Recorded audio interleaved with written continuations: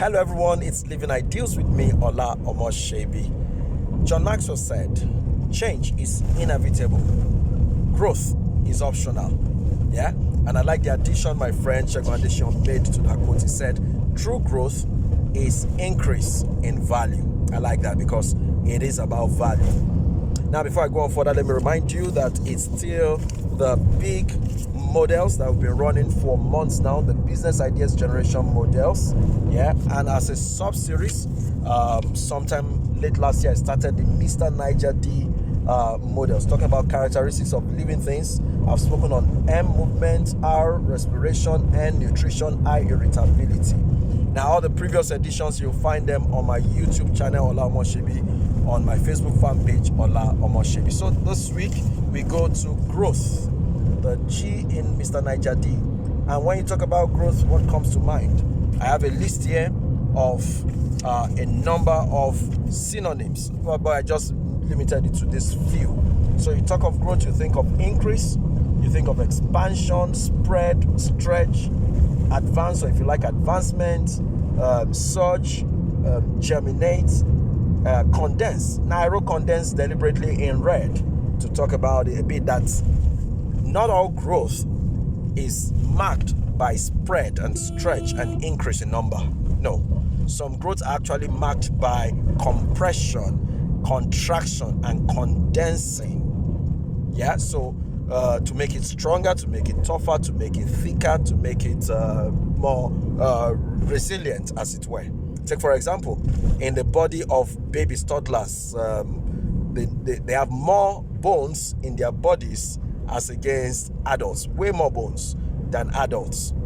And then, but what happens is that as they begin to grow, as they grow and develop, 2-3 bones can fuse together to become one strong big bone.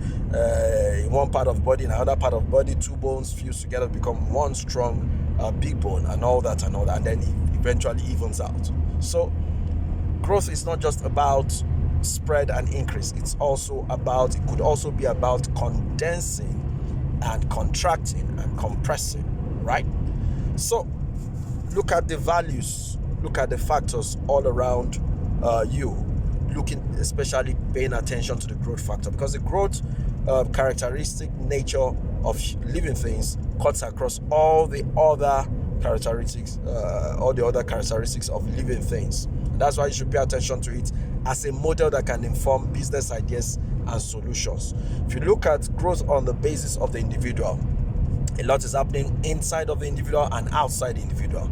Take, for example, the growth of hair, the hair on the head, hair on other parts of the body, of the face, mustache, armpit, and all of that. They need interventions. All of those need one solution or the other. For men, they want to go to the salon and have their hair cut maybe once a week, maybe and so on. They want to groom themselves, have their shave maybe every day, and so on and so forth. For the women, they are probably saying, no, I want my own hair longer, I want it softer. Those require solutions to texturize the hair, to make it softer, and all of that. The fingernails need clipping. Solutions required in that regard. Don't forget that there are already solutions, but that does not limit anything, because take, for example, even for the hair, 30 years ago or so, we had this interesting clippers, manual clippers that the old barbers used to use, and that spring in between. Some people will know what I'm talking about. Interesting experience, interesting history. But now you have electric clippers, you have battery powered clippers, and so on and so forth. So there is always room for improvement, for innovation, even around what already exists. Yeah. So growth at the level of the individual, growth at the level of family. Families are expanding, are growing. They need one form of intervention or the other. Growth at the level of communities, cities. A friend drew my attention to the fact that, hey, there seem to be more ShopRite outlets in the city of Abuja. And I said, that's true. There are about 5 of them now that I can count.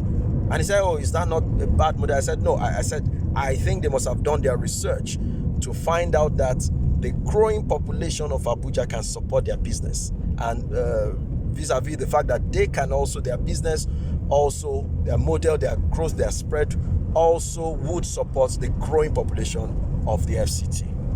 And this also applies to even the intangibles, the knowledge sector where some of us operate. So as a trainer, as a capacity builder, you cannot provide the same solution to a company that is just starting off. You go there, you train them at inception. They call you back 2 years later and it's still the same training you want to offer them. There must be something new you are putting on the table for them, something that will aid their growth if they are not growing, and even if they are growing, something that will support that growth.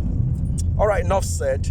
Like I always say, a better you awaits your permission for expression. Be better, be the best, and stay blessed.